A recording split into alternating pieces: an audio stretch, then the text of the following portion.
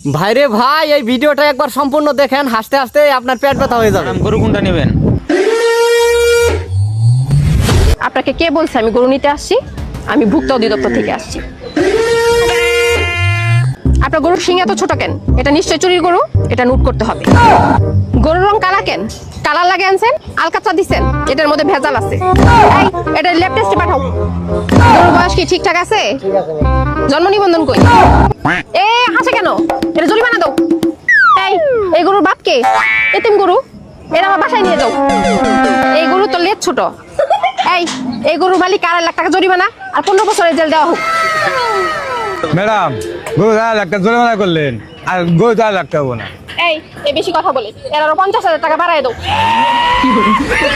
একটা গরু প্যাম্পাস করে নেই, এটা তো হাইজিন মেনটেন হইল না। গরুর মুখে মাস্ক কই? এই গরু তো বেশি গুতাগুতি করে, অশিক্ষিত গরু। এই গরুর নাম কি? নাম নাই। নাম নাই তাহলে হারাই গেলে খুঁজে পাবেন কেমনে? এই গরু কি মেট্রিক পাস করছে? না। নাবালক গরু, এটা 2 বছরের জেল আর 2 লাখ টাকা জরিমানা দাও। লেডিস গরু, পেটে বাচ্চা আছে। এটা ল্যাব টেস্টে পাঠাও। এই গরুর সাথে তো আপনার চেহারা অনেক মিল আছে, আপনার ভাই নাকি? না ভাই।